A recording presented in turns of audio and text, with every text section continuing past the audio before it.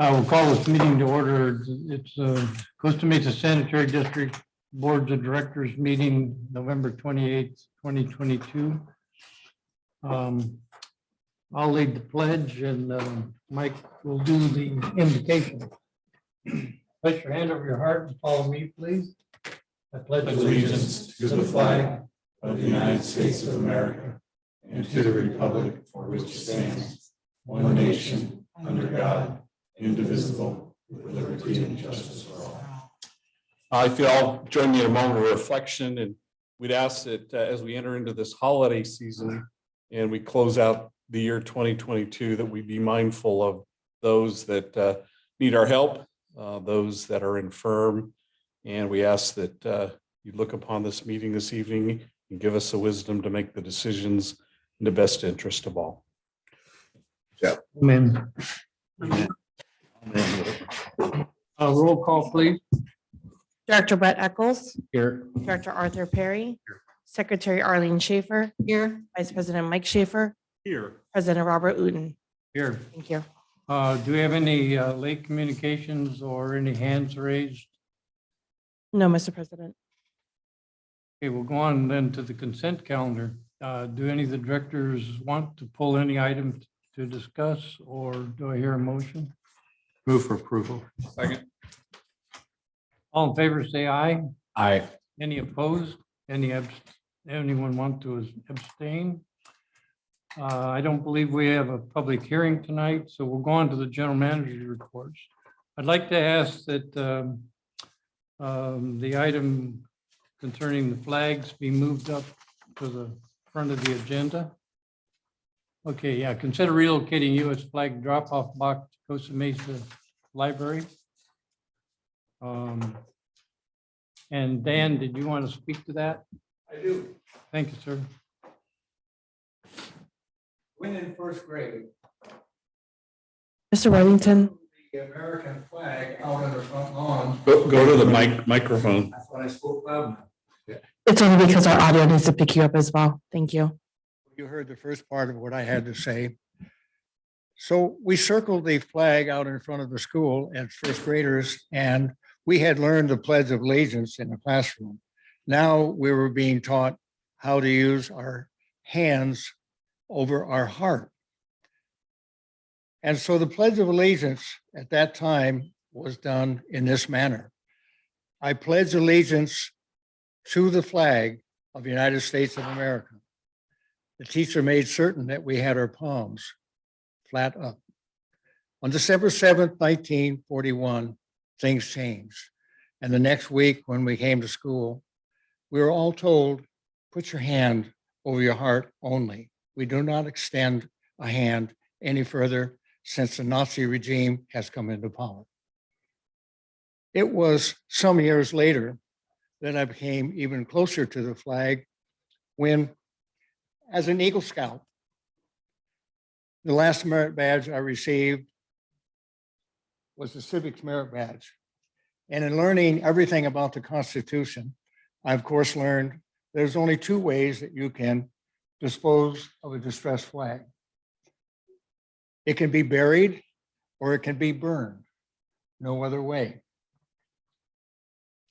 So when I was brought to Alaska in the Army and at the headquarters of the Army of Alaska, I was selected as a scoutmaster of the largest troop that Alaska had at that time. And so I initiated something that had never been done before, and that was have an official burning of distressed flags. And the scouts would circle the burning of the flags with their hands over their heart and give a pledge of allegiance. It was then sometime later that going around the city of Costa Mesa, I found we did not have flags displayed properly. None were displayed 24 hours a day as they well should be at some point. So I spent my money and my time and located 3 different locations for the American flag. Sepulveda Park, the Model Train Railroad, and Lions Club. their flags fly 24 hours a day, 365 days a year. Now we've come to a point where going to the Newport Library and walking up the entrance, I noticed a red box. I walked up to it to find out that the fire department was collecting flags in this red mailbox and taking care of the disposal. I came eventually to Scott. He said, you know, we should have something like that in our city. There is no disposal that we have had all these years. And so Scott took it upon himself to get a container and mounted it, as you know, out here in the front. Well over 600 flags, I was told, were collected. And then a room was full of flags that could not be disposed as they originally were going to be. I took it upon myself to collect all those flags and have it officially disposed of by the fire department. You have no more flags, but you do have a flag container. My suggestion now is take that flag container, place donated by the Costa Mesa Sanitary District, and locate it at the Mesa Verde Library at the corner of Mesa Verde Drive and Baker. You could not have a better exposure. Or would you have a location that affects most people rather than having to drive all the way across the city? So I'll leave it to you, but that would be my suggestion for your container that now remains unused. Thank you. You in first grade on December 7th, 1941? Say that again. Were you in first grade on December 7th, 1941? I know how old you are. You remind me of that quite often, but I just wanted to thank you for your service. Thank you for listening, and hopefully you can make the right decision. Well, do any of the directors have any questions or discussion of this item? Just one quick question. I don't know if we've talked about this, Dan, but did you, so the Mesa Verde Library, under our option number 2, we would donate that box to the Mesa Verde Library System or to the Mesa Verde Library. Yeah. Who's going to handle the collection and the burning of the flags? I 2 blocks away. sort of knew that answer, but And I've got it all arranged to take them to the fire department across from the Estancia High School. okay. That's the only question I had about. Well, Scott, do you have a recommendation on, because you have 2 or 3 different options? I don't have a recommendation. I just, as staff responsibilities to give you all the options to consider. So that's what we did. We give you all the options and we're just seeking your direction, which ones you want us to implement. Well, I'm thinking that option 1 might be the best myself. Loan the box to Mesa Verde Library and it's still owned by us. That would be my suggestion. The only problem I have with that, and excuse my insurance hat, but if we loan it, like in the report, it says that we're responsible for any damages. If someone sticks their hand in there to put a flag and the door closes on them and they break their hand, that's going to fall back on us. I'm more in favor of option number 2, just giving it to the library and letting them have it and take care of everything. Well, I donated the Dropbox there, which is almost the same thing, except they put books in, and it's been there probably 10 years, and there's never been an incident, but I don't care one way or the other. I think it should go to the library. Yes, I like the idea to the library, but I mean, are they going to assume responsibilities if it's going to be no longer ours? I'm thinking liability wise. Have you discussed that with the librarian or the OCPL? I have been to the planning department of the city of Costa Mesa and got full approval of mounting the box at that location. And the section of the city who would do the platform for it, concrete, and bolting it down is also in agreement to do that. Okay, so the city of Costa Mesa basically, so would we be donating it to the city of Costa Mesa or the Mesa Verde? That property is the city of Costa Mesa. The library itself is run by the Orange County Library System. Right. The property Yes. Yes, yes. Yeah, you and I have gotten a conditional use permit for the Friends of the Library on that property. Well, that was one of my recommendation, that whatever the board desires. Would someone make a motion? Oh, Sorry, Mr. President. I tend to agree with Vice President Schaefer on this one. I think we have a gentleman here who's taken it upon himself, and thank you, to organize this and liability and things like that. And we've now had it since 2009. I think for $2,100, a simple donation back to whatever legally binding thing we have to the city, or whatever, the city probably. And I think your idea is perfect, donated by Costa Mesa Sanitary District, and we got a little bit of exposure. We get a box that's going to be used properly. So I would go along with option 2 myself. I would go with that then. That's the majority of the vote. would you make a motion to that effect? Yeah, I'll move that we exercise the process under option 2 to donate the box to, it's looking like we're going to donate it to the city of Costa Mesa, right, Scott? Is that what you're thinking? Well, my suggestion is that we'll come back with a resolution, so at least you have it on official records of what we did with the box. We'll just say Mesa Verde Library. Okay, so the motion then would be to donate it just to the Mesa Verde Library, and with the stipulation that something be put on there that denotes that it was donated by the Costa Mesa Sanitary District. I'll second it. All in favor, say aye. Aye. Any opposed? Thank you very much, Dan. Thanks, Dan. Yeah, thank you. Fight on.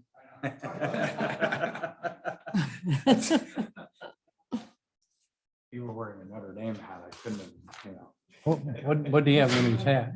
SC. Oh, okay. Okay, we'll go back to My husband played there. the general manager's reports. And the first item is the carryover approval of the carryover appropriations and carryover encumbrances from fiscal year 2021-22 to the 2022-23. Do any of the directors have questions on this item?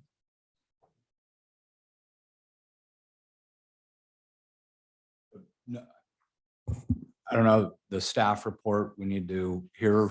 Oh, Caitlin Tran's available if you want her to give a presentation. you want to hear a presentation? I've read it, but it's pretty. That's pretty standard from this year to year. Okay, So I'll make a motion to approve the carryover of appropriations and encumbrances. Second it. all in favor, say aye. Aye. Any opposed? Anyone want to abstain? Then we'll go on to item number 2, which is receive and file the first quarter budget review. Is Caitlin going to? Yes, again, Caitlin Tran is available to give a presentation on this, and she's doing this remotely, so. Turn this over to Caitlin. Good afternoon, Mr. President and members of the board. In front of you is the first quarter budget review for fiscal year 2022-23. As of September 30th, 2022, approximately 23% of the solid waste and wastewater fund budgets have been expended.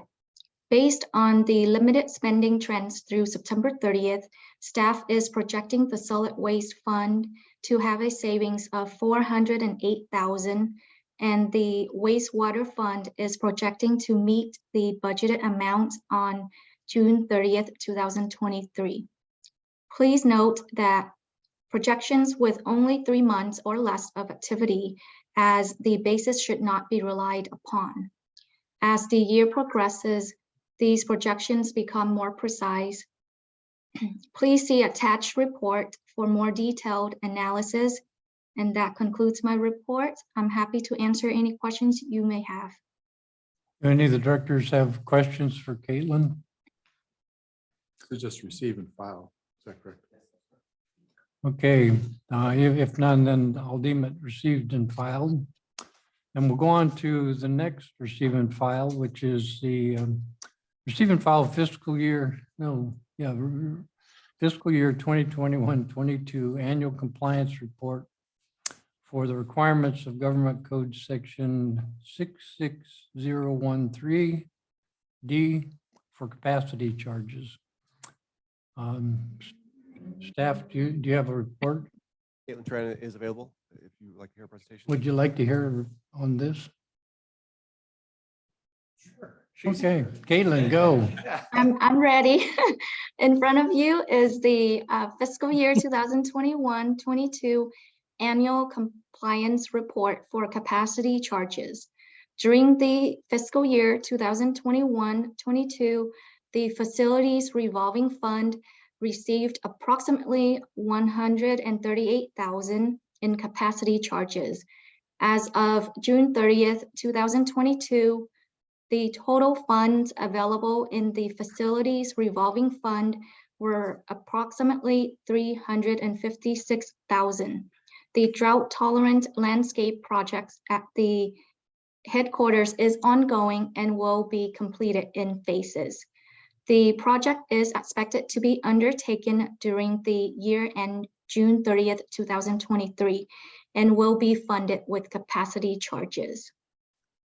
And that's my report. I'm happy to answer any questions you may have. Any questions by the directors? I have a quick question. Caitlin, I have a question on the, and maybe I'll ask Scott this if you don't mind, but remind me again about the photo, that system battery storage. So that storage takes our solar, whatever we generate through this or whatever we capture through the solar system and the excess, thank you. It puts it into a battery backup, right? Right. It's the battery backup system would actually what it would do, right? It would power the solar system when there's a power outage. So we wouldn't need a generator. Okay. That would work. Okay. And we haven't installed that yet. No, we haven't done anything on that, right? We still need to do some preliminary work, design work, electrical work, all that But stuff. we did bid it out and you have. No, we haven't done anything with it. Oh, okay.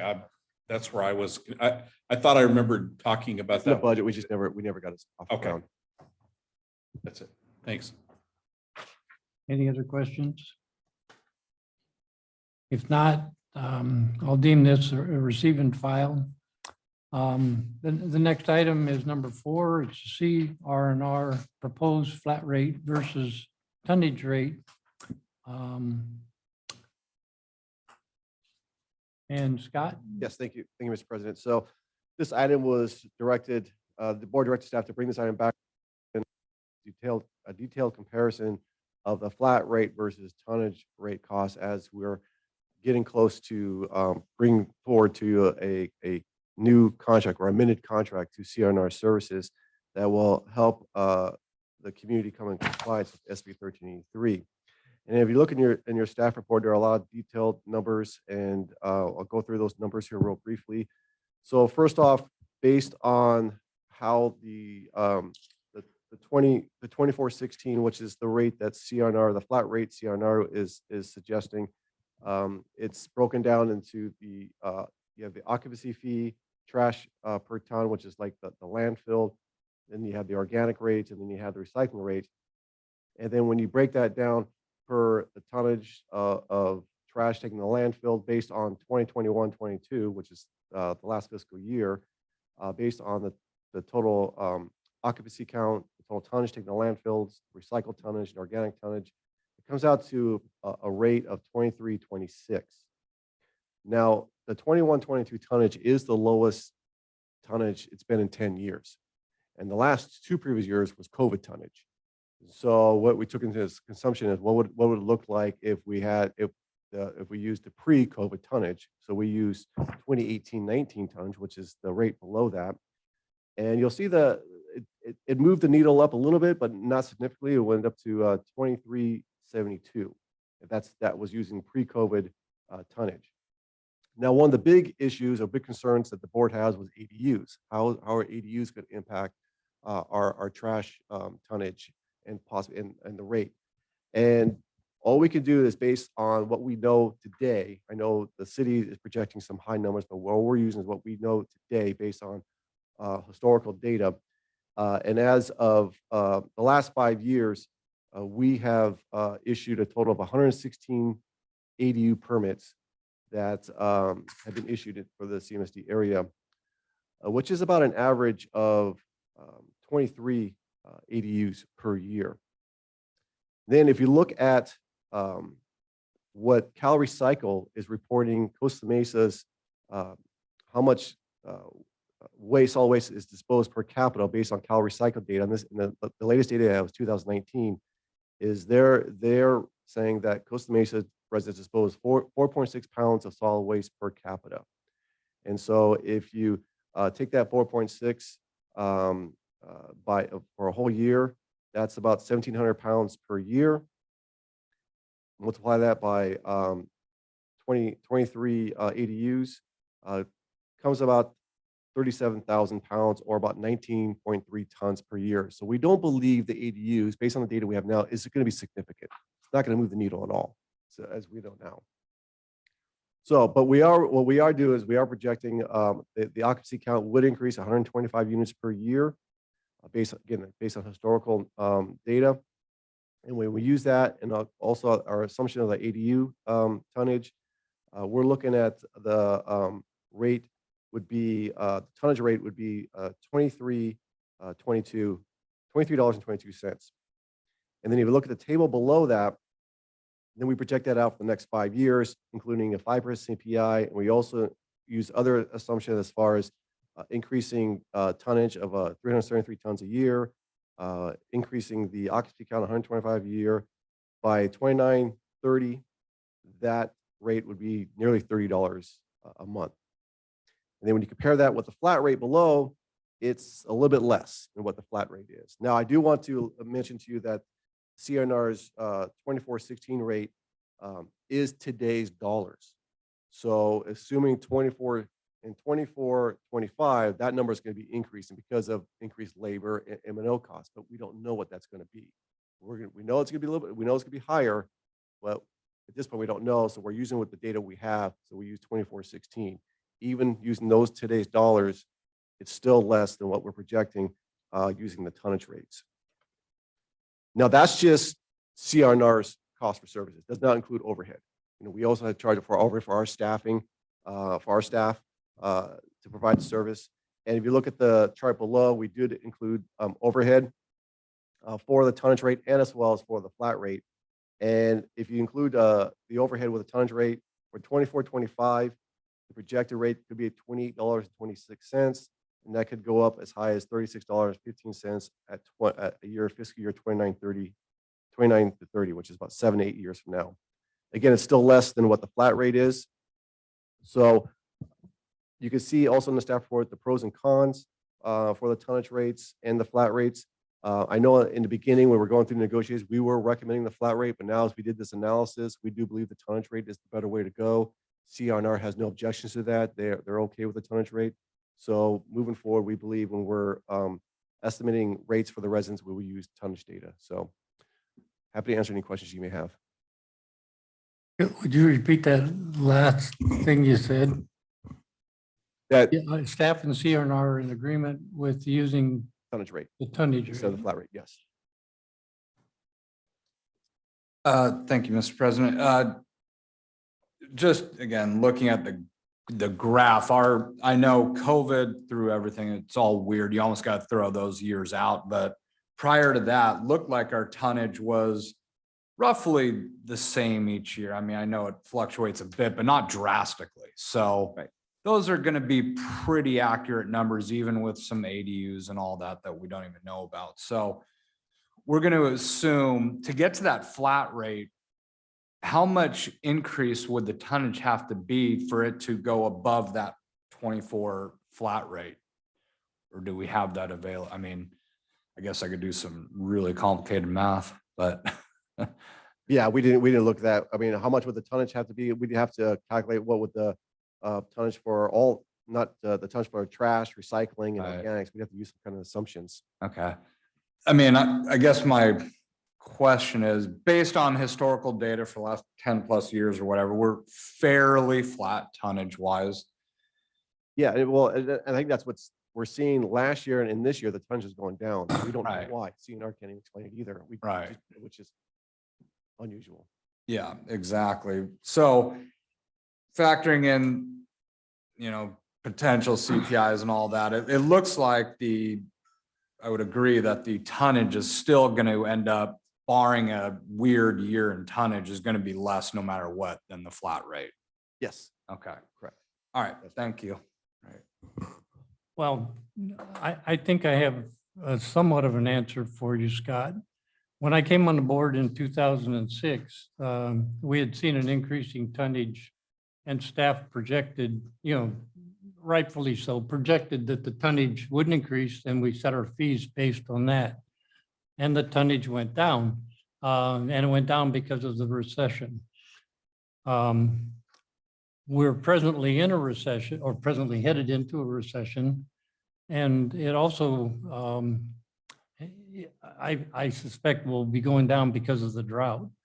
As I walked the precincts this year, and I've walked them for the last 5 years, I've seen an increasing number of yards being converted either to xeriscape or not being watered, or the rugs, after whatever the turf's called.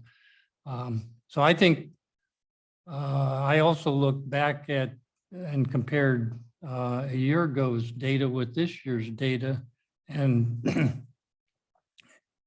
this year's data is even less than last year's data for the same period, for the first 4 months. So I would think that the drought may end.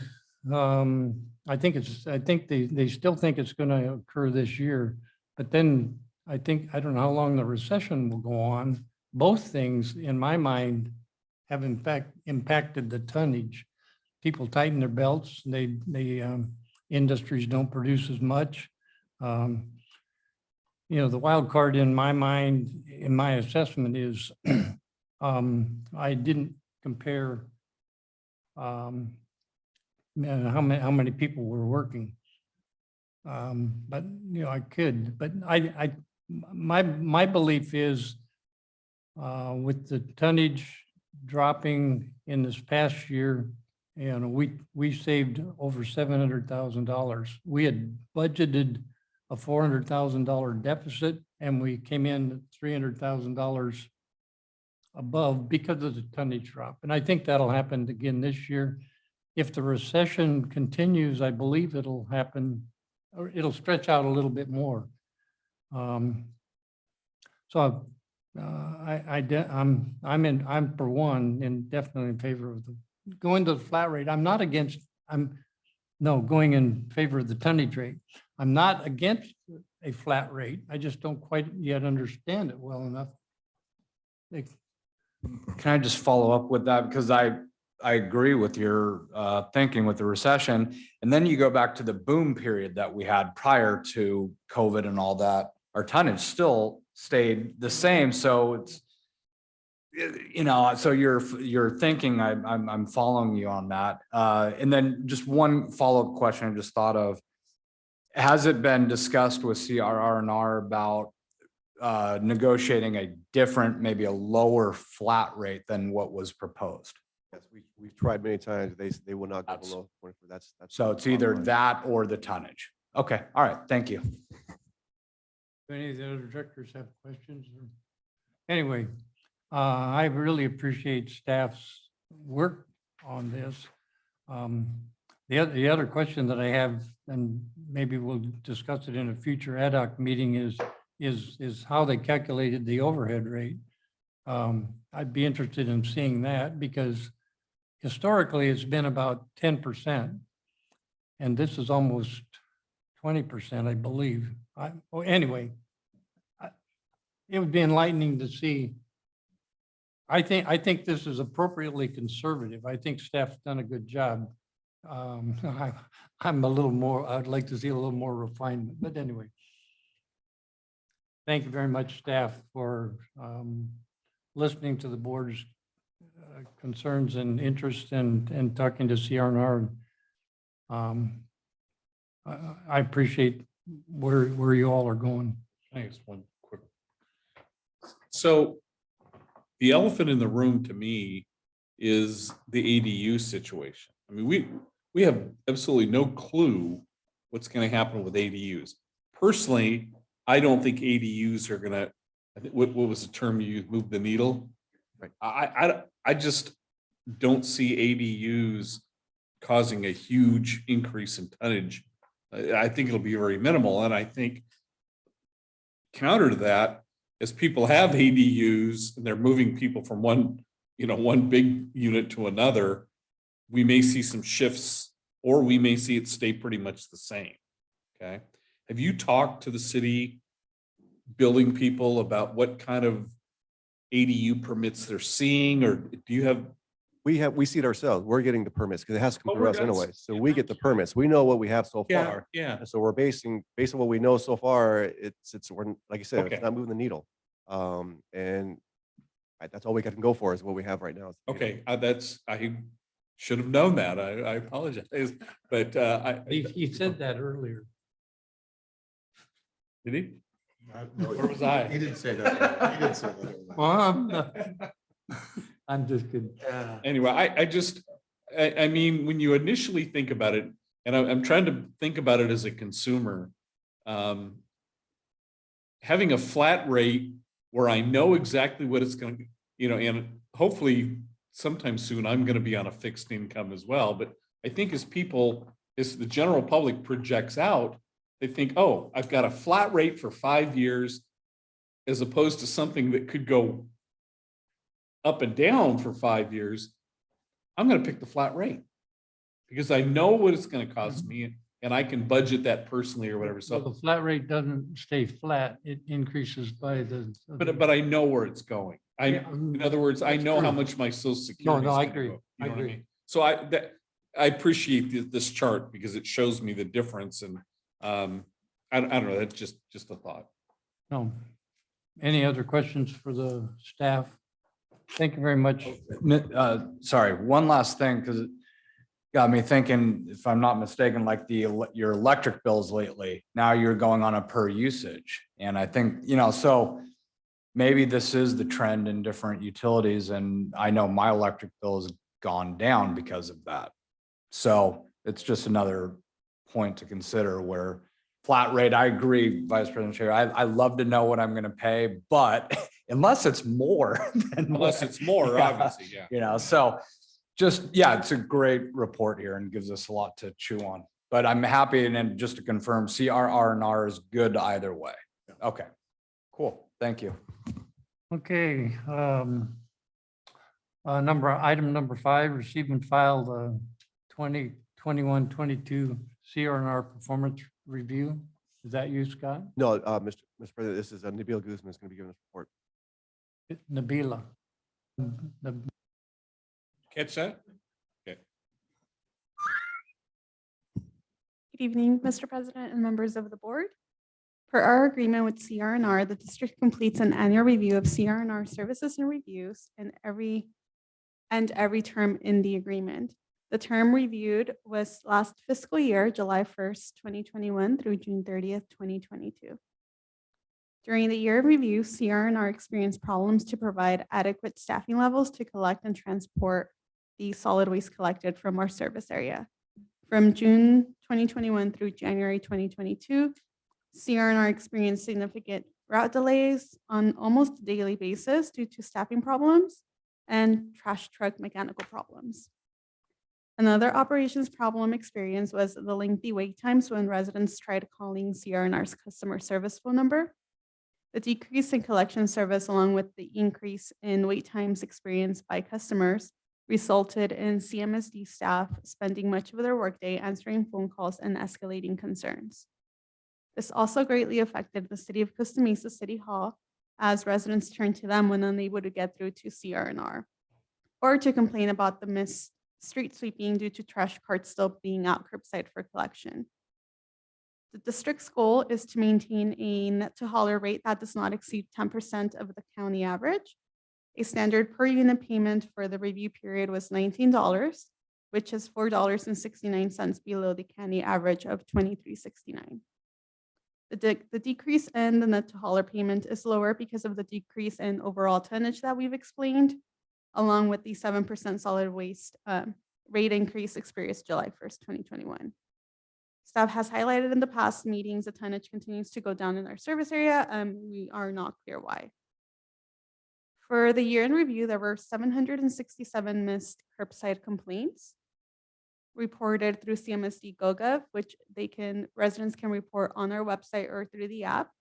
And that is up from 425 from the previous fiscal year. In the internal report attached to the staff report is a chart over the last 4 years.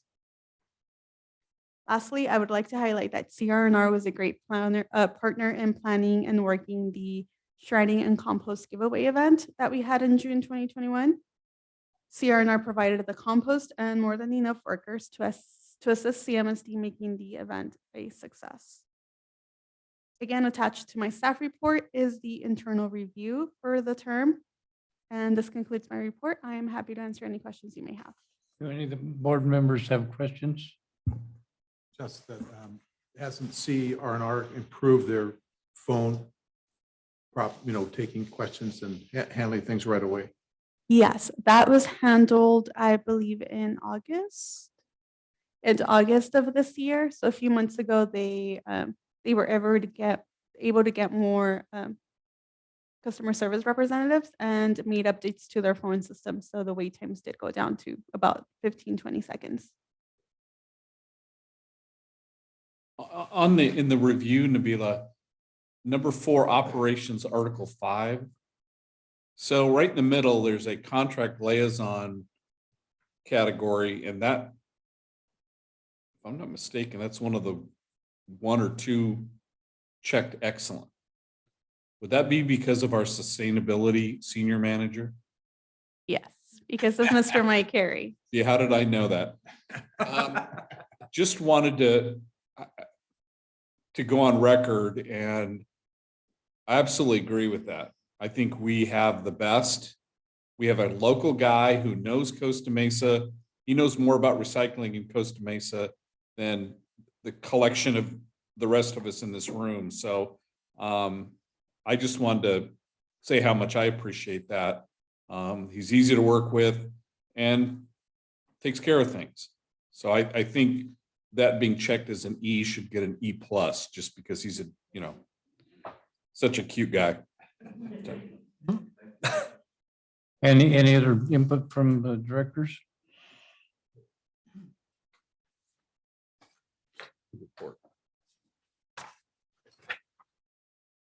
All right.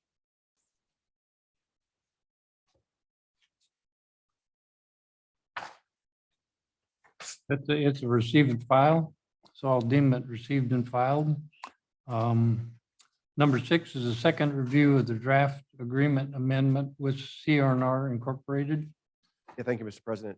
So as you recall, we started negotiating with CRNR back in February earlier this year to bring forward to you an amended contract for your consideration that will help the community comply with SB 1383. On October 13th of this year, we did share with you the negotiated bullet points of the proposed amendments. And then on October 24th, we gave you the first draft of the agreement. And we also mentioned to the board that following meetings will, if there's any amendments or any changes to the agreements, we'll bring that forward to you for your review and discussions. We just didn't want to bring it to you in the last minute for any surprises. We want to make sure you're well informed as we go through this process. And then on the 24th, there has been some changes to the agreement.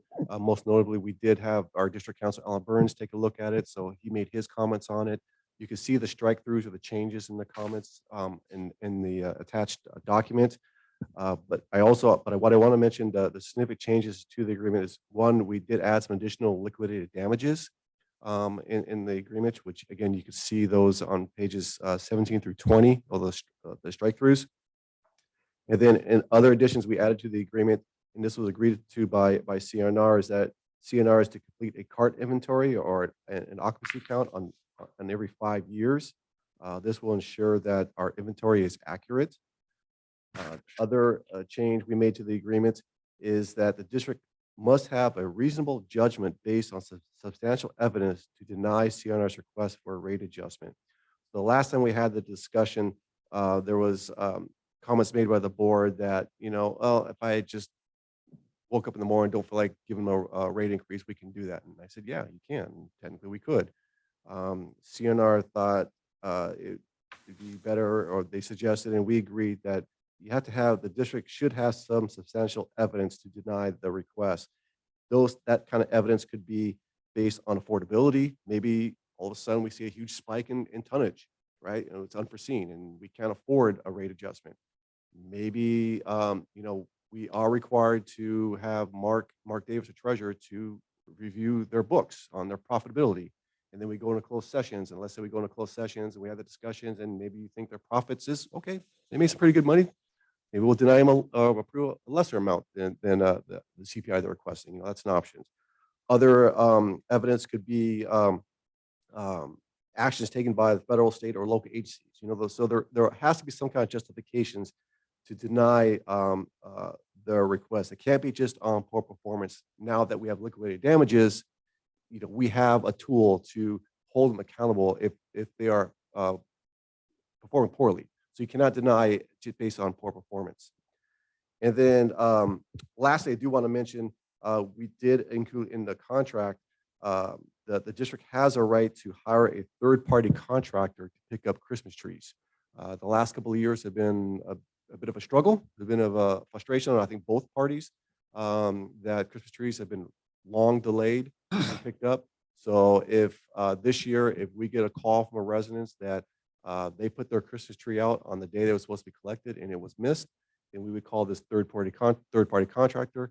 They would pick up that tree, bill us for that service, and then we give that bill back to CNR for reimbursements, and they're okay with that. So those are the, yes. If I can, do we have a third party, someone already on board? It would be, we went out to an RFP process. We contacted the approved franchise haulers in the city. No one submitted a bid.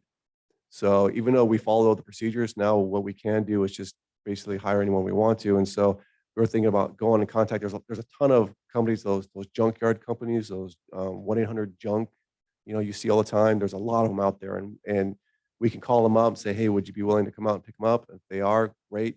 They'll pick them up and dispose of the tree and then bill us, and then we'll reimburse the. Second question, if I can. Does CR&R have a company that they can hire to do it? I mean, do you know that, Mike, or?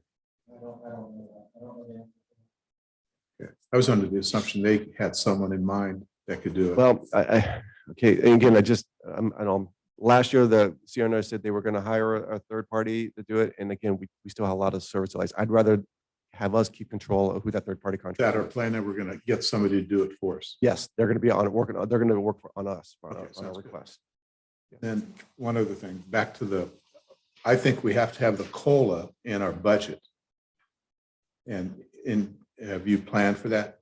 Yes, and we did in this budget, we did approve a COLA. I think we had a 3% COLA, but then the board approved a higher adjustment, which kind of threw everything a little bit out of whack. And that's why I'm saying, yes, we always approve a COLA. And if the max is a 5% COLA, then maybe that's something I had to talk to Caleb, but maybe that's something we put in the budget as a 5% max. I think that's smart, just to have it in there. It doesn't mean you have to use it, but it's in there and it's available. So you don't have to go to a 218 hearing if you don't have any money. Right. So that's one of my recommendations. Make sure that's in there. Well, yes. President, could I just add a couple of things to what your general managers told you? Everything Scott said is true. Substantial evidence is not such a high standard. It's really a pretty low standard. It's any reason that a person in business would rely on in making a decision. It just can't be your whim and caprice. You just woke up that day and decided, I don't want to give him a raise. Has to be some reason, but it's a low standard.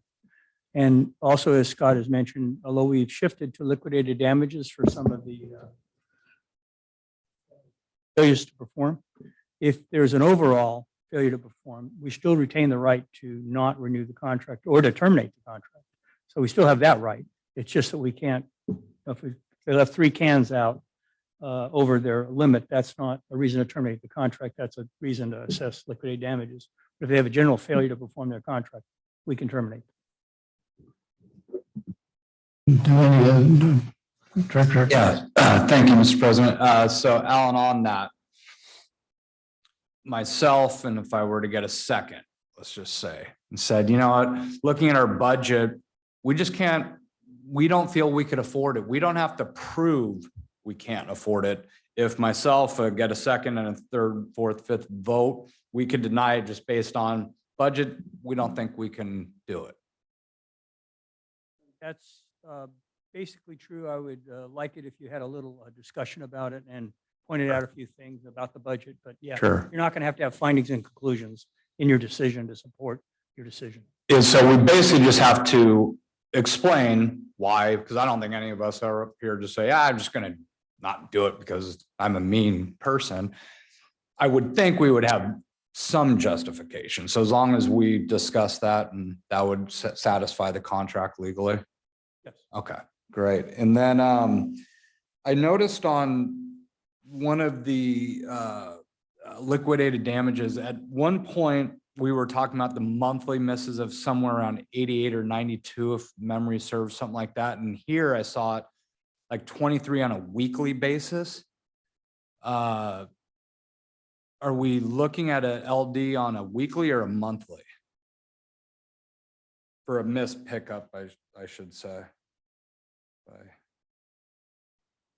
So let's see, yeah, 23 homes in 1 week. Whereas before, I want to say that was maybe 23 times 4. Because my concern is, okay, well, 20, so say 1 week it's 20, 25 homes, next week it's 10, next week it's 50. I mean, I thought looking at the monthly is what we've always tracked. So wouldn't that make sense to look at it on a monthly instead of a weekly? Well, we could, we're still on a weekly basis. Yes, it's going to fluctuate, but overall, whatever that number is at the end of the month, that's what we're going to do the liquidated damages on a monthly basis, right? I believe. So if I had, let's say if we had 1 week, we had 25 missed collects. So that means we would collect, we liquidated $200 for those 2 homes that were missed, right? I have to check my staff, but I don't think for administrative purposes, it's gonna be a lot of work if we went back every week and did liquidated damages. We would just collect the data, hold on to that data, and then on a monthly basis, we share that with, okay, this is the total amount of homes you missed that month. Right, and I agree with that, looking at it monthly. In the last report or 2 reports ago, whatever it was, we did look at it a monthly, but I'm reading this right now. It says 100 per home for each home after 23, not 92 or whatever that number was. It's tomatoes, tomatoes. I guess it doesn't really matter, really. I mean, we could put month on there. It still means the same thing. Yeah, that can be an easy edit. I think we accidentally changed it back to per week because that's how we calculated it. It was 20 because of 23,000 divided by, I forget the math. So that is a quick edit. My apologies. No, because the way I read it, and I'm not a lawyer like Alan, but I'd be like, well, it's per week, not per month. So just something to point out on that. And then, what was the other one? That's all I have. I may have to come back. Well, I had one question. When CRNR has submitted the COLA request in the past, it's calculated differently than we calculate the COLAs for staff. And so I think they should probably be the same. I think staff uses February to February or whatever those 2 numbers are, and the difference is what the COLA is. And CRNR uses, I think they use an average of every month or something. I would just suggest that, the COLAs be calculated the same. Mr. President, that has been addressed in our negotiations.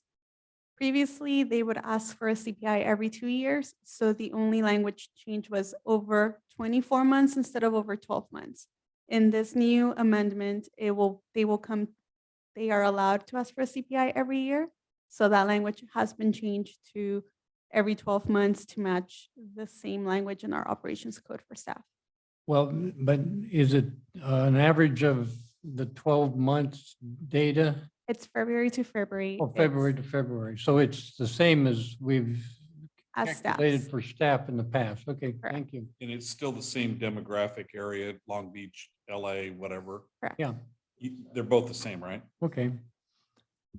Any other questions for staff on this?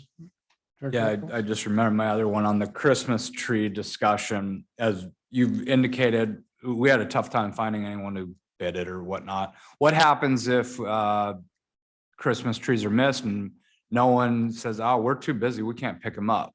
What recourse do we have then? We honestly, we haven't thought about that because there are quite a few companies out there. I mean, when I was Googling, I found at least, almost a half a dozen junk companies out there, service Orange County. So we're assuming that we're going to find them. So, but we could sit down and draft up a contingency plan. Scott and I but- had discussed coming up with a list of at least 3. So calling them ahead of time, letting them know the dates. It'll be over a 3-week period. And just giving them a heads up. Would you be interested? Can we keep your number? And then distributing that to all of staff. So if somebody does call at the end of the day, we can just say, hey, you junk, 1-800-JUNK or whoever it may be. Are you available to pick them up today? If they say no, then we would just go down the list and have at least 3 people that we've confirmed can do it. And then per the contract legally, if 1-800-JUNK, because they're going to charge holiday rates. A lot of businesses and industries do. We're under no constraints, like, hey, whatever they charge us, we're passing on the cost, even if it's double the normal 1-800-JUNK rate. Okay. All right, thank you. Quick question, since we're talking about holiday trees, Christmas trees, sorry. Did we consider, or has there ever been a consideration of having a drop-off place for people? I mean, you don't look at me like that. Yeah, I agree. That's a real, that would be horrible, but California and Alabama. you're taking to California and Alabama. That's behind my, those 2 streets are parallel. I know. Good luck with that. I believe at one time we did mention this to OCC and they just. Well, that's, They I just said- think, they said no. didn't you guys collect trees at one point when you were? Well, they didn't collect them. They CRNR just stored them there for a while Is that what it was? until they could figure out how to dispose of them. The thing that really gets me about the Christmas trees, and just excuse my rant here for a second, but I see a lot of trees left out that don't meet the requirements. Right. They're wrapped in a bag, or they've got that thing at the bottom that, so that counts as a missed tree because CRNR can't pick those up, Or they won't. or they won't. I mean, so I think we have to give some leeway with that too. I mean, for heaven's sake, common sense tells us we need to do something. That's why I thought about a collection place, and maybe we could have Dan Worthington research a collection place or something, and it might be a way. Anyway, that's just a thought. Arlene, I wanted to say something on this. speak I- into the mic. Yeah, I'm sorry, my voice is really bad. Anyway, on the Christmas trees, I wonder if we couldn't put it in the newspaper so that people could be aware, are we doing that? Yes, and social media, now that we have Nextdoor app, which is greatly helpful. Having the That's Nextdoor app. good. Yes, we're definitely. That would be positive. good PR as far as doing that, because then they wouldn't call us as much. I know right away they're asking me, what is the time frame and this and that, and okay, thank you. When do you start that publicity for the trees? Week after, right? The collection dates for this year will be Monday, December 26th Or when do through, you start your publicity? That was my question. November. I mean, is it after Christmas or a couple weeks beforehand? It's before Christmas. Because I would share it with everybody, I share everything, so. Yeah, it'll be included in our winter newsletter, which comes out well ahead of Christmas. as well as all of our social media. So we'll plug all of that. And Well, I bought a new saw last year and I sawed off a lot of the things at the end and also cut a lot of the wrappers off. So the Really? CRR would pick them up. You did that? Yeah. Some of them were a trial, but any other questions on this item? Just when are you looking at bringing this back for approval? Well, we have any more amendments, we'll bring it back to the study session. If not, we'll bring a final draft to you on December 19th. Mr. President, one last question. Nabila, and I saw, but I didn't see it in the staff report, but I saw it on the general report. The amendments to Article 2 regarding the term of the contract, did something change in there from this meeting to the last time we looked at this? That, because I want to say, because I see it's through 2028, but I thought in my head it was something like 32 or something like that, but it's the mutually got it, both parties have to agree to extend, but has anything else changed in that? Don't believe so, Scott. Okay, so the term in this new agreement is through June 30th, 2028, with the option of both parties agreeing to extend it for a 5-year option. Correct. Okay, and the existing contract goes through what day with no changes on this? That was the same period. So it would. still Same end period, but it June. was kind of an automatic. It's an amendment to the existing contract. Right. So we're, just for everyone's clarity, we're amending it to say, right now it's essentially automatic. Now, both parties have to agree to extend it. That's correct. And I That's- think that the dates probably did change in just the way it was redone, reformatted, but it's the same basic guaranteed term.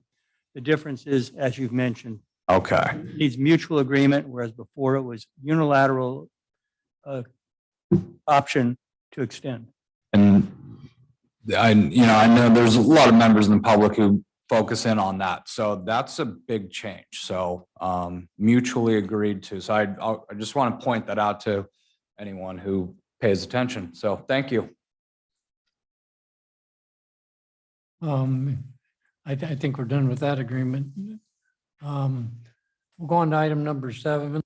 Authorize staff to solicit RFPs for constructing project 342 drought tolerant landscape bed CSD headquarters. Scott? Thank you, Mr. President. So on the screen here, there's been some revisions to the budget since the staff report was presented to the board prior to the Thanksgiving weekend. So you may recall on April 12th.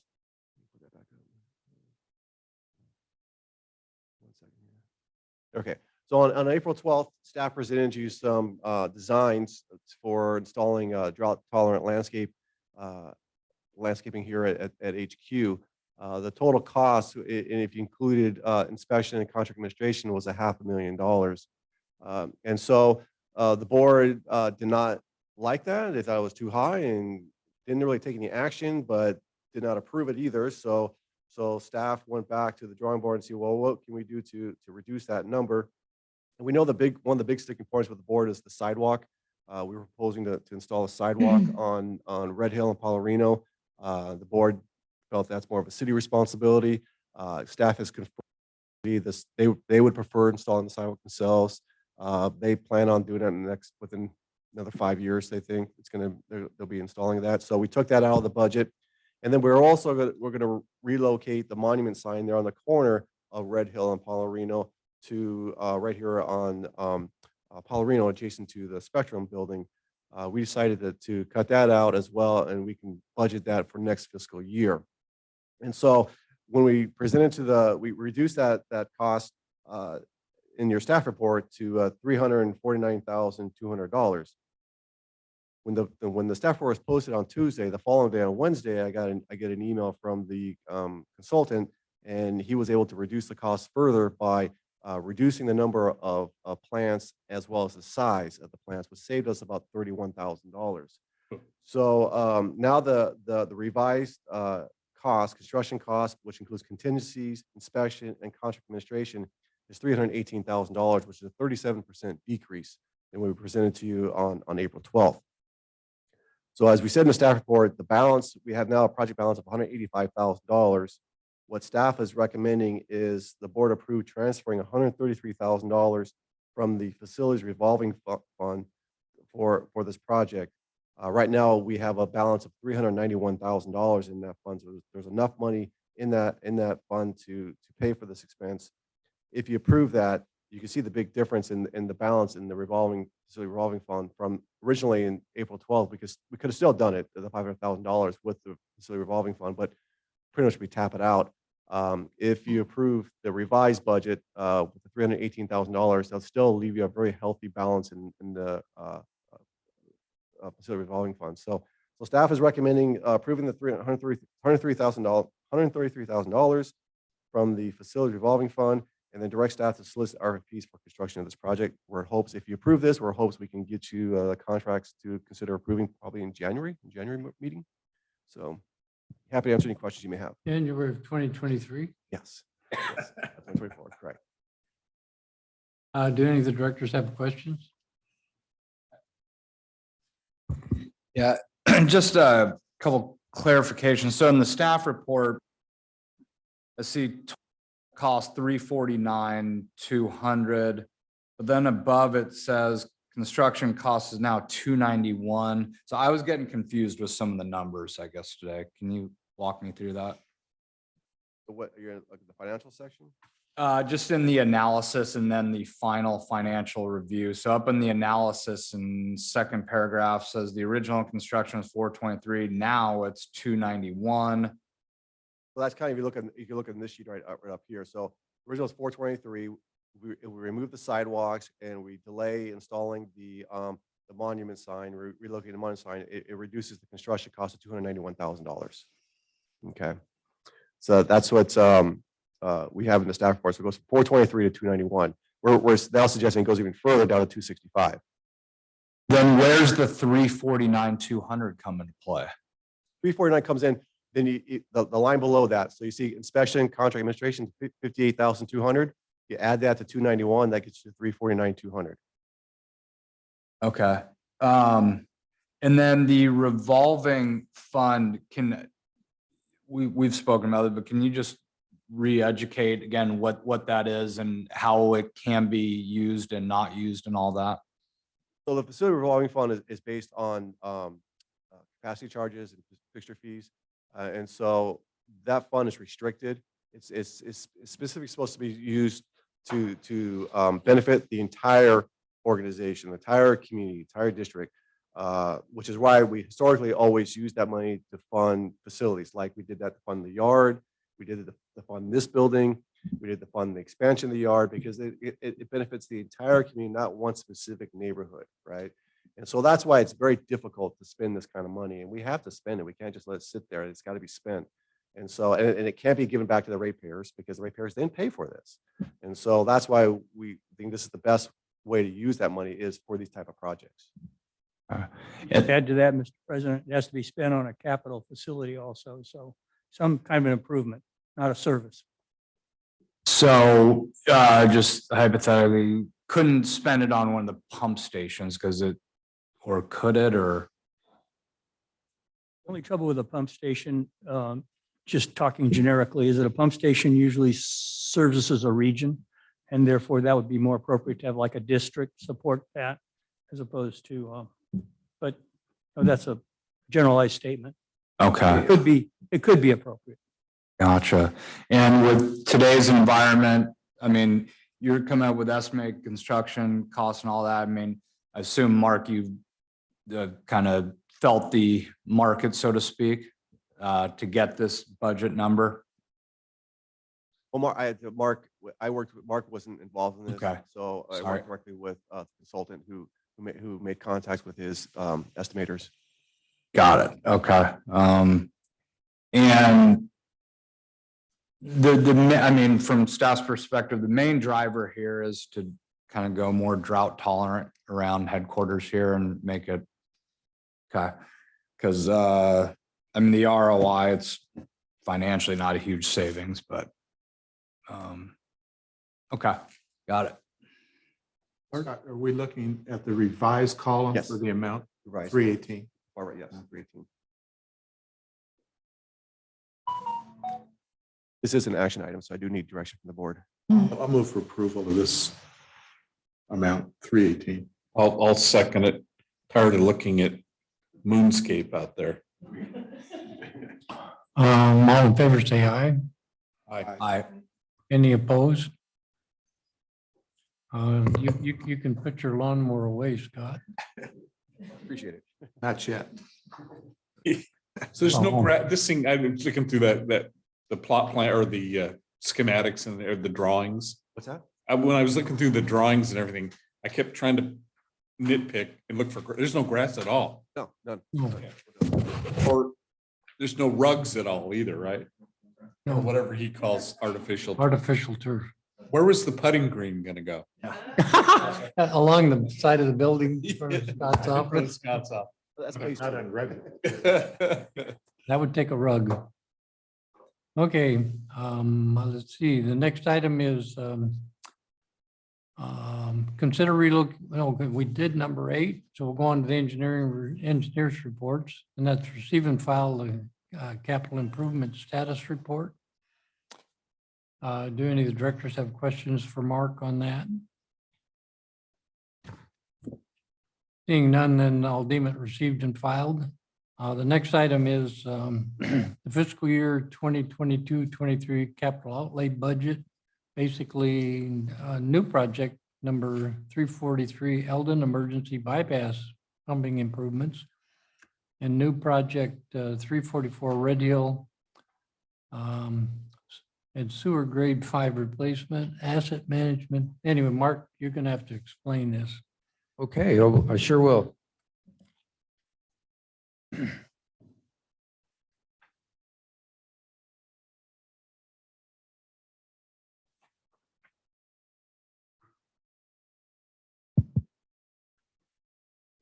All right, slides, please. Good evening. Happy belated Thanksgiving. It's one of my favorite holidays, so I can't say that enough. And now that we're getting into Christmas, I get to say goodbye to Thanksgiving. But let's start out by saying that, go ahead and move the second slide, please. I appreciate your consideration, but what we'll be asking for at the end of the presentation is for you to consider making capital budget outlay adjustments as detailed in attachment A. And all the budget adjustments are basically do not impact the budget except for one, item number 4, which I'll come to in a minute. Second item would be to create a new project 343, the Eldon Emergency Bypass Pumping Improvement Project for $1 million. Third thing I'll be asking for is to create a new project number 344 Red Hill. And that's was a grade 4, but now it's a grade 5 that really needs to get addressed very quickly. And then the last item is to basically transfer $300,000 from our asset management fund to the wastewater fund for the project appropriation so that we can appropriate funds for 341 Eldon Force Main redundancy so that we could start the designs. Next slide. Couple of urgent projects, as I mentioned, were discovered. 343 Eldon Emergency Bypass. I was speaking with the general manager, and as you recall, during our study session, we're discussing a recommendation to basically make emergency bypass connections by some temporary bypass hosing and be prepared to use the pump station to bypass pump the force main should that force main be damaged. So that was one that's on this list. The next one is when we were building the grade 4 sewer project, there's a section of sewer on Red Hill here down on Baker. I'll show you a little more about that. But when we got in there, we found that the joints have really severely degraded since our last video, and it could not be constructed as we thought. So we've made this an urgent project. The last thing we want to do is, we want to take the CIP outlay budget And the general manager and I reviewed it for priorities, what might lead to, or what are the highest potentials for sanitary sewer overflow. We looked at that, and based on deferring projects that maybe didn't make the cut, delaying some work, expanding some work out from 2 years to 4 years, as an example, we were able to accommodate most of the things that have popped up this first 5 months of the year, except for we don't have enough funds to handle the Eldon redundancy, which I think is probably one of our most important projects. So what we'll eventually be proposing tonight is transferring money so that we can start the design. Next slide. As you recall, the 343 Eldon emergency bypass pumping improvement involves using the Eldon pump station and temporary hoses, and to be purchased, we would run that hosing along the city streets, across State Route 55 on the Mesa Drive Bridge. We'd go along the fairground, outside of this fairground, and we would tie into the existing discharge point. And so we would need to purchase a little less than 8,000 feet of 12-inch, we call it lay flat hose, but it's basically hose that's been flattened and comes in on reels. It's a temporary hose that we install and cam lock together. And then we go ahead and tie that into the existing piping, valve off the existing form main, and you can pump this thing, use our pumps to pump sewage. The second one is 344 Red Hill. As I mentioned, it's now a grade 5. We have to remove about 20 feet of 8-inch sewer that's been severely damaged over the last 3 or 4 years, 5 years since we took the video, and replace that. We'll probably use PVC, 8-inch PVC pipe for that replacement. Next slide. As you recall, Eldon Pump Station is adjacent to the Country Club. This is Eldon Drive at Mesa. And what we want to do is for 344, we'll buy enough hose to move up Mesa Drive, down Newport. We'll probably cut across this corner, and we want to get to our discharge manhole. Ultimately, what we'd like to do is run a new 18-inch force main up to Newport, then northbound, we cross the freeway, go back southbound, and then we go to our point of discharge. So those are two of the projects that you've been hearing a lot about. So I won't spend a lot of time there.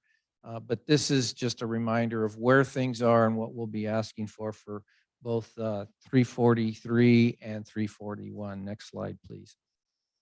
The 344 project, we were going to line a section of 8-inch pipe from this manhole to this manhole. It's about 20 feet apart. There were slight offsets back when we took the last video. Unfortunately, we've got several joints now that have severely moved, and some of the joints have moved in an 8-inch pipe. They've moved up and down about 4 inches. So we really do need to get in there and do some work. Sewage is getting through, but to me, that's a very urgent matter to get that replaced. Next slide. This is a picture. This isn't the clay pipe that I'm talking about, but this is a picture of an 8-inch clay pipe. And what may have been happened is, whether it's bad soil, roots, something happened to where the bell or female portion of the pipe broke, where the male end of the other pipe segment goes into it. And then what happens is one pipe went up, the other pipe went down, or vice versa, and you get what they call an offset joint. The pipe, and then so instead of a nice round section, you basically end up with a small oblong section in the middle of the pipe. Next slide. As I said, I'm concerned with sanitary sewer overflows. That's my biggest concern. A regional water board really does not look kindly to that, even for incidental type overflows. However, that being said, I think Eldon has a big enough potential that we're recommending to move forward with upgrading the bypasses so that we can plug a couple of, or install a couple of temporary 12-inch lines. We need two 12-inch lines to replace the one 18-inch line.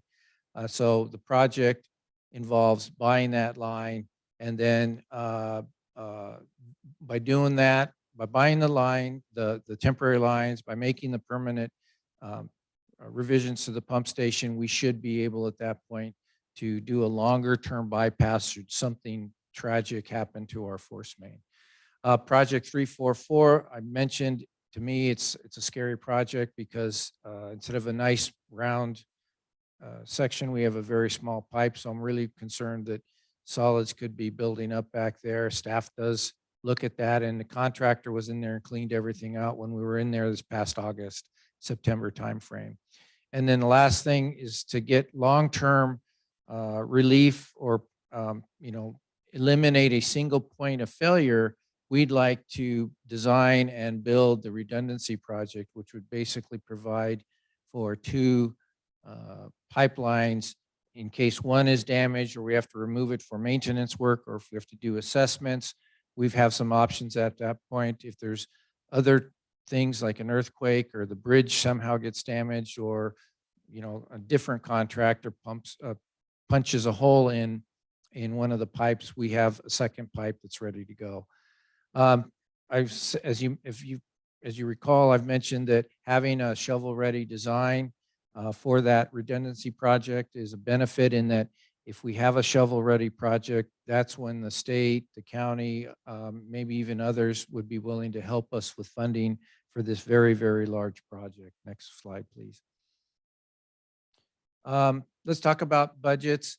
The emergency bypass, as mentioned during this last study session, we estimate about $1 million to do two things: buy about $750,000 worth of lay flat hose.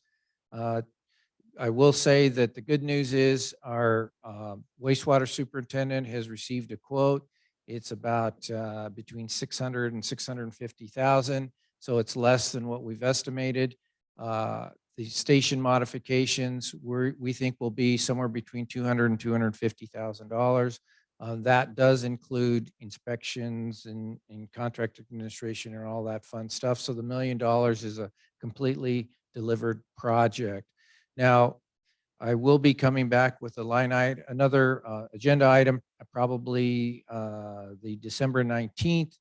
And so just a preview of what I'm going to be asking you for at that time is, I've purchased this type of temporary hosing before when I was over at Orange County Sanitation District. We bought 4 reels worth of that product. We went out to public bid. We only had one bidder. So rather than have that bidder jack up the price and us waste any more time trying to solicit bids when we will likely get one proposer, one bidder, the price that he's providing looks really good. The other thing that's urgent on this item, just again, a heads up, is that he's proposing to raise the rates about $30,000, $35,000 after the first of the year. I guess his costs from internationally and domestically are going up. And so the products, his whole product line will be going up, and they will be raising prices in January. So I'll be coming back provided we get approval tonight to fund the project. I'll be coming back with another item to ask for authorization for this item number 1. Second thing is Red Hill, project 344 Red Hill. It's a grade 5. I think it's less than 100,000 out the door and delivered, but because of where it is in the middle of an intersection, because we'll have to probably do night work, there's all kinds of other considerations. We haven't yet approached the city of Costa Mesa, but we will be. Because of all of that, we're asking for $100,000 for that project. Next slide, please. Lastly, we are proposing to move forward with the 341 Eldon Force Main Redundancy Project. I have literally $70,000 in the current budget. The project design fee will likely be between 650 and 750 or $800,000. And so we are looking to expedite that by seeding some initial money, 300,000, so that we can get the design fee started. And then with next year's budget, we would allocate additional funding to cover the remaining design fee, whether it's 650 or 800,000. And we're asking to transfer that money from the asset management funds to the wastewater fund, so that could be appropriated for this particular project. As I've mentioned here in item number 3. I will say that next fiscal year, we're looking at about $1.8 million to $2 million for capital as a capital outlay budget for the year. I'm sure we could manage to find the money to make up the difference for the design portion within that budget. Next slide, please.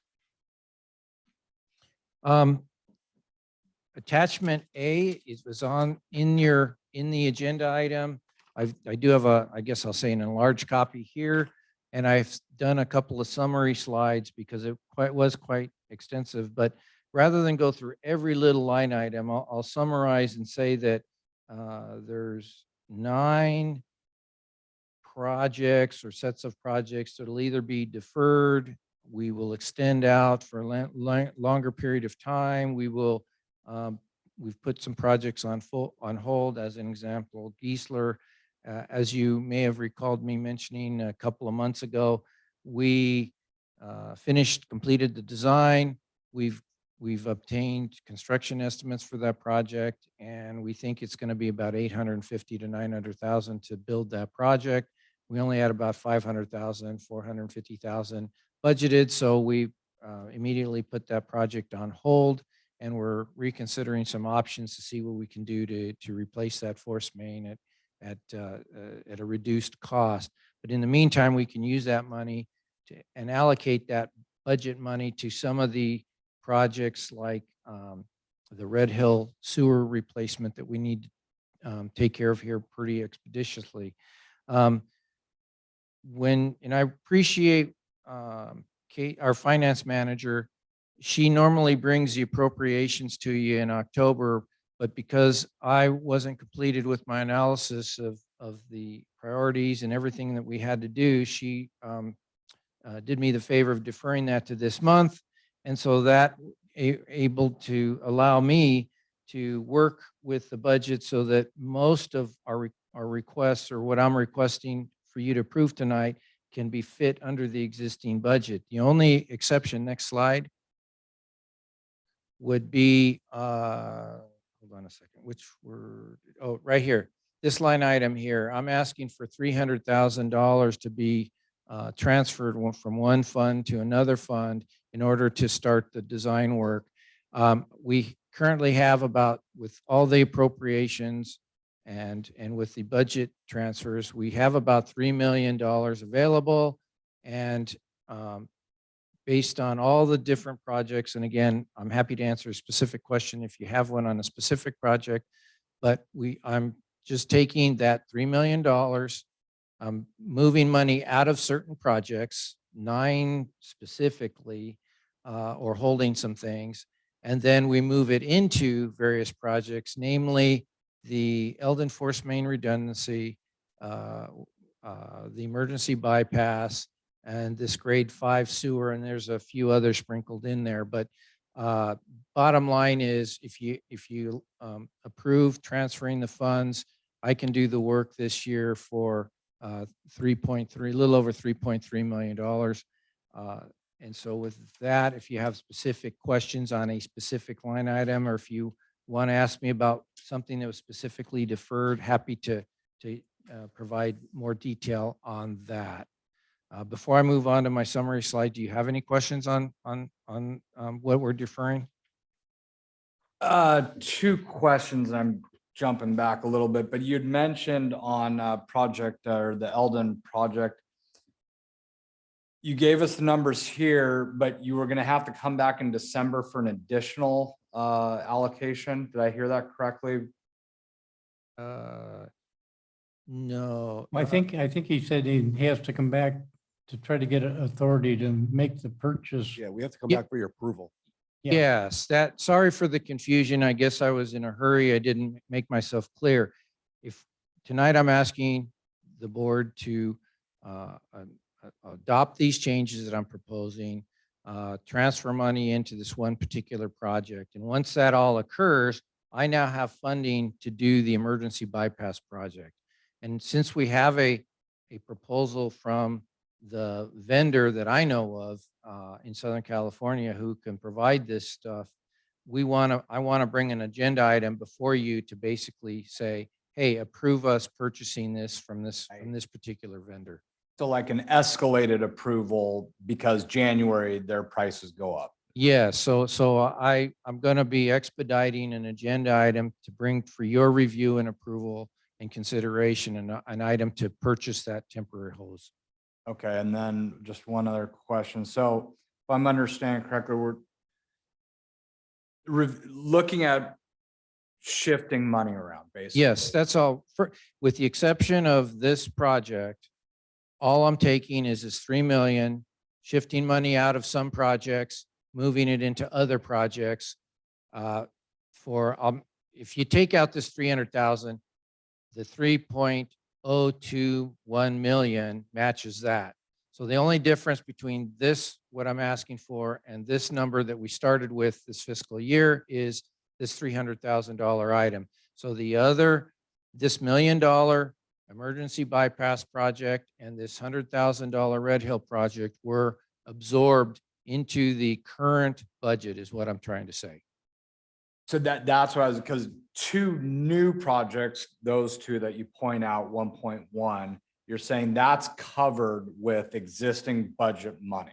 Based on taking money out of the existing projects or putting projects on hold and reallocating that funding to those two projects, yes. So in summary, in essence, we're looking at maybe an additional 300K of new expenditure.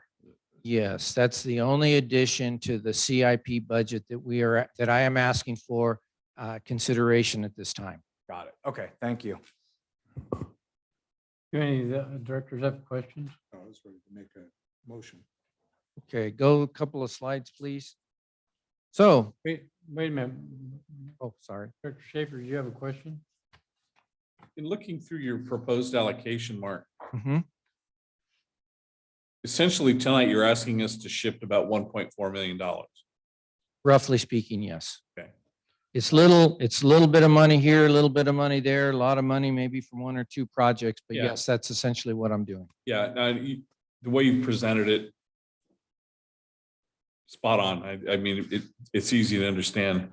Let me ask you about 340, which is one where we're putting all that. 341 is the bypass. No, sorry. 344. 343. 343, okay. 343 is the emergency bypass project, and we're currently estimating that as $1 million. Okay, so we get the flat line hose and get that out. That's the initial step. Yes. and- Before any construction, we need that. Well, I guess I'm going to say, in order to be able to bypass, we need construction work completed and we need the new hose. Yeah, okay. So because we have a quote, we know the price is going up. I'm looking to buy the hose sooner than later as we design the improvements and get that constructed. Something in me says, you had mentioned that you'd done this at OC San. Different agencies don't loan those hoses out to other agencies, do they? Especially this type of hose. I suppose if we had a real emergency, or let's say that the bridge was damaged and we couldn't go across the bridge, we can probably get hose from them or Irvine Ranch. They also have 12-inch lay flat hose, although they use a slightly different cam fitting. I'm not, I but get we it. could run then that other and go across the freeway if the bridge is damaged, if we had to. Having that hose, owning that hose and having it available to us, does that provide you some relief on other projects coming forward? This isn't a one-time $650,000 purchase that we'll never use again, correct? I don't believe The only other station where we might use this hose would be Irvine, the Irvine pump station. I haven't done the math on the flow rates and all of the capacity, but I think that lay flat hose could be used for that station. And because we need two basically lengths of hose to handle the Eldon pump station flows, I think when you create a one single 12-inch line, it should work with Irvine. Now, we might have to come back and do some modifications there, but I think it can be adapted to that station as well. But also having that hose could help us with an SSO or something that, I mean, just having that equipment. I don't want to spend all this money. We have to do it, I think, but I don't want a bunch of equipment sitting around and never being used again. I mean, that's kind of where I'm going. Yeah, that's something that we have to discuss. I know the general manager and I have talked a little bit about this, is what do we do once we get the second force main in? Yeah. And we do need to talk a lot more about that, and I should probably bring an item before a study session to discuss that issue. But my thought is there are a couple options. One, we keep it. You never know when we might need it for Irvine pump station, as a case in point, because it's only got one force main right now. The second item is, well, maybe we could sell it after the initial 5-year period of getting the redundant force main. And since it's about a 10 to 12 or 15-year life, you know, we get most of our money, not most, but some of our money I back. think you probably said the magic word to my brain there, that it is a commodity we could sell. Last question. How long is this project? How long? And I think you've already told us this before, but how long of a project is 343? 343, I estimated between 3 and 9 months. I think the hose can get here pretty quickly. And when I would say between 3 and 6 months, the hose would be delivered. I've issued a notice to proceed to RBH, our capital improvement consultant. They're almost done with the plan, so we can get that bid. And I think that work could be, because it's not a significant amount of work, it's just got some expenses because you're digging holes in the ground and tapping in, and there's going to be some bypass pumping to make the various connections work. I think that's probably a 3 to 9 month project. So I think we can be done with all of this in about 9 months. Long shot, it could be a year, but I think our goal is to get it done sooner than that. So there's no way to avoid doing some of this in July, right? Oh, well, I guess that because of the moratorium, maybe what you're getting to is Fair. City of Costa Mesa has a moratorium where you can't be on certain city streets around the fairgrounds during the fair period. And I can't remember if it starts a week ahead and goes till the end of the fair, but yes, we will have to avoid that. So that is a consideration. It's something we are aware of. And when for example, when we designed the redundancy force main project, the consultants are already aware that there is a moratorium that was built into the specification. And so that's got to be considered when we lay out the construction phasing on all of this stuff. So you've got, if at least 3 other agencies you're going to have to work with: Costa Mesa, Caltrans, and the Fair Board, State Board of Agricultural whatevers. Whatever it is, we were planning to meet. I didn't know if the county of Orange was involved or not, but we plan on meeting with them, the fair city, and we plan on having some public open houses or whatever you want to call them when we start the design of the redundancy force main project. I appreciate that, because it seems like, especially with our city, there's a lot of big projects that just sort of happen and nobody knew they were going to happen. I mean, invariably, the city, when they do street repairs on Fairview, they always start them usually in September when the kids are going back to Orange Coast. You know what I mean? So I appreciate the due diligence that you're doing in that and working with those other agencies. I just think that's important, even for the public. Well, thank you. We try. Any other questions? Okay, what I'd like to propose is 4 things. You approve The capital outlay budget adjustments is proposed in attachment A, and I could go over that in detail for you. I'm asking for you to create two projects, a 343 Eldon Emergency Bypass Pumping Improvements for 1.0 million, the 344 Red Hill Sewer Grade 5 replacement budget of 100,000, and to transfer 300,000 from asset management funds to the wastewater funds for the 341 Eldon Force Main redundancy appropriation, so we can get that project started. I'd like to make a motion for all four. First, the 22-23 capital outlay budget. Number two, project 343 Eldon Emergency Bypass. Project 344 Red Hill 149671 Sewer Grade 5 replacement, and transfer of 300,000 from asset management to the wastewater fund. I'll second it.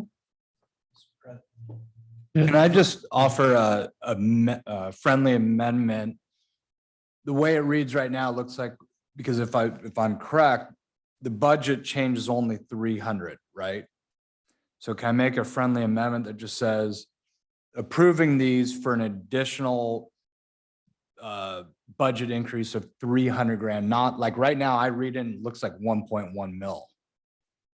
Well, unfortunately, with the reason, let me be brief. I need this one because we have to, Correct. because the board approved the budget back in May or June. I need your approval specifically to amend the budget. Because these are two new projects, I need specific action to create these two projects. And then the third one, unfortunately, because I'm pulling the money out of an asset management fund to the wastewater fund, I need your approval for that. So I understand the issue of, hey, we're looking to increase our budget by 1.1 million, but really the only addition is this, but I have to have 4 individual specific items approved by the board of directors this evening. Okay, I'll pull my friendly. We have a motion in a second. All in favor, say aye.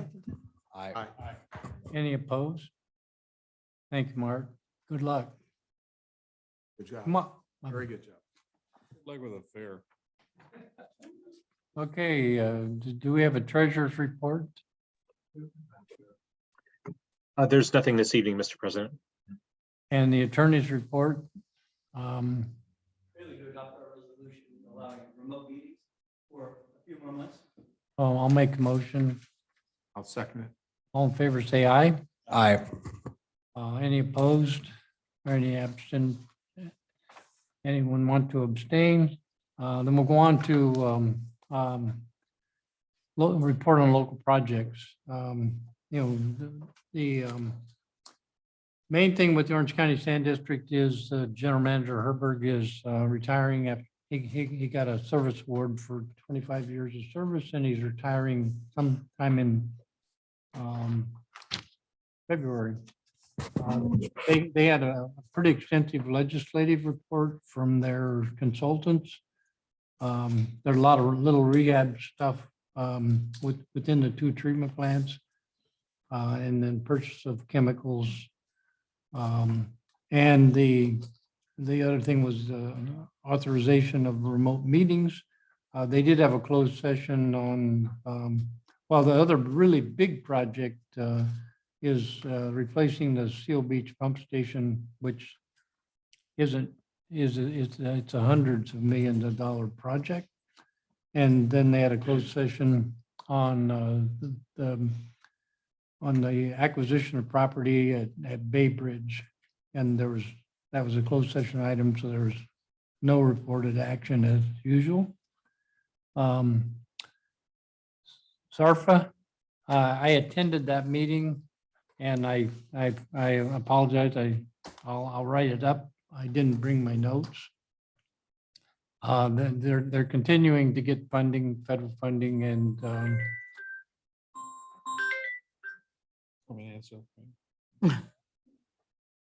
I think it's my financial guy just leaving town.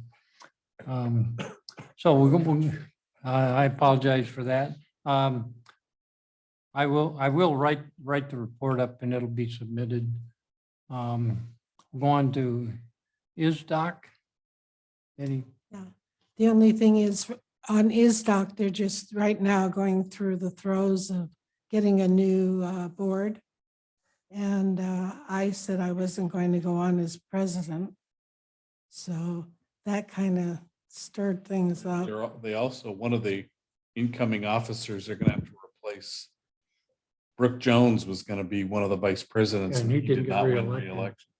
No, I didn't know that. Yeah, no, he did. Yeah, well, they're kind of in a turmoil. Yeah. Okay. Anyway, other than that, I've been up in Sacramento for about 3 different committees. And we just kind of winding out our Here. year and getting new commitments for next year. So that was it. And the finance committee is doing very well. Very well. And if we ever need loans, that's the place to go. Let me tell you, because it's a real good price. Okay, that's it. Okay, thank you. Mike, SDRMI. Yeah, I'll just kind of briefly touch on SDRMA. We've had several board meetings, emergency board meetings over the last couple of weeks. And there are some major changes coming to SDRMA. Changes that were motivated by something I, as board president, was totally in disagreement with. And I think some things have happened at SDRMA that are not pleasant, that'll be coming out in the next couple of days. As a result of the actions by our staff and by my fellow board members up there, I resigned my seat as president of the board of SDRMA. I told them last Wednesday I disagreed with the direction and what was happening. And so I'm still a board member, but I'm no longer the president of the board. They had officer elections or whatever coming up in January. And again, I don't want to be part of an organization that did what happened over the last week. And I'll elaborate that more when it's in public. But major changes coming at SDRMA. Not affecting our coverage or anything like that. It's just the operational part of it that, what did Shakespeare say about Denmark? Something stinks in Denmark, isn't that what he said? Or something rotten in Denmark. Anyway, that's all for Okay. SDRMA. Any other meetings that board and directors need to report on? I can submit mine in writing, which I've done already. Okay. Seeing, hearing none, is there any old business? Any new business? Any oral communications and director's comments? I have a couple comments. Okay. I know it's not official, but I want to congratulate my colleagues that maybe myself for what's been looks like a successful reelection. It looks like the 3 of us. I know even as of 5 o'clock today, I don't know where the registrar of voters went to hide, but they just can't seem to count the last few thousand votes. Most places have finished counting weeks ago, but our registrar must be something strange about our voting system or something. Again, congratulations. I think the 3 of us, our unofficial reelections, I think sent a pretty good message out. All 3 of us were reelected pretty much. I don't know if they call it a landslide or a mandate or whatever, but I think it points out to those of us that have gotten criticism over the last couple of years. I don't think our voters are interested in a consolidation with Mesa Water anymore. I think that's an issue that needs to go away. I think the voters resoundingly when you looked at the platform of the 3 folks who ran against us, they focused on 2 things: missed trash, but more importantly, they focused on a consolidation of the 2 agencies. And I hope this reelection sends a clear message to those that are trying to get us to consolidate, that I don't think the residents are interested in that. I think they are content with what's happening with our district, and hope our friends at LAFCO and those people involved at LAFCO understand that they need to listen to the voters. The other thing that was kind of strange to me over this election was the 3 opponents If those three guys walked in that door, I wouldn't know who they were. And I don't understand if people can get involved in an election or get involved in wanting to do something. And we never saw them here. I don't know if they had contacted you, any staff or everything. How do you do that? How do you run, unless you're coached in some ways, maybe which is completely legitimate. But anyway, I think we need to move forward. I think this district does a really tremendous job. I think we're completely transparent. And I think we do essentially the right things. So again, congratulations if it becomes official. And Yeah. we'll wait until December 8th, I guess, because I think that's the deadline, right? That the registrar has. So anyway, that's it. Any other oral communications and director's comments? If not, thank you very much for your diligence, and this meeting is adjourned.